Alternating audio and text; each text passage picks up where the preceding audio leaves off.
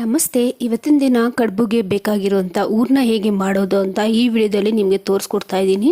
ಮೊದಲನೇದಾಗಿ ಅರ್ಧ kg ಆಗಷ್ಟು ಕಡಲೆಪಪ್ಪು, ಅರ್ಧ kg ಬೆಲ್ಲ, 100 ಗ್ರಾಮ್ ಗಸಗಸೆ, 100 ಗ್ರಾಮ್ ಎಳ್ಳು ಮತ್ತು ಸ್ವಲ್ಪ ಕಾಯಿ ತುರಿ ಬೇಕಾಗುತ್ತೆ. ಇಲ್ಲಿ ನಾನು ಒಣಕೊಬ್ಬರಿ ತೊಗೊಂಡಿದ್ದೀನಿ. ಇದನ್ನೆಲ್ಲ ಒಂದೊಂದಾಗಿ ಬಾಣಲೆಯಲ್ಲಿ ಸ್ವಲ್ಪ ಫ್ರೈ ಮಾಡ್ಕೊಬೇಕಾಗತ್ತೆ. ಜಾಸ್ತಿ ಫ್ರೈ ಮಾಡ್ಕೊಬೇಕಾಗಿಲ್ಲ, ಸ್ವಲ್ಪ ಫ್ರೈ ಆದರೆ ಸಾಕಾಗತ್ತೆ. ಅಂದರೆ ಸ್ವಲ್ಪ ಕಲರ್ ಚೇಂಜ್ ಆಗಿ ಬೆಚ್ಚಗಾದರೆ ಸಾಕಾಗುತ್ತೆ. ಇದನ್ನೆಲ್ಲ ಫ್ರೈ ಮಾಡಿ ನಾನೆಲ್ಲ ಒಂದೇ ಬೌಲ್ಗೆ ಮಿಕ್ಸ್ ಮಾಡ್ಕೊತಾ ಇದ್ದೀನಿ. ಹಾಗೆ ಬೆಲ್ಲನೂ ಸಹ ಪುಡಿ ಮಾಡಿ ಇದ್ರ ಜೊತೆನೇ ಮಿಕ್ಸ್ ಮಾಡ್ಕೊತಾ ಇದ್ದೀನಿ. ಇದೆಲ್ಲ ಚೆನ್ನಾಗಿ ಮಿಕ್ಸ್ ಮಾಡಿದ ನಂತರ ಮಿಕ್ಸಿ ಜಾರ್ಗೆ ಸ್ವಲ್ಪನೇ ಹಾಕ್ಕೊಂಡು ಪೌಡರ್ ಮಾಡ್ಕೊಬೇಕಾಗತ್ತೆ.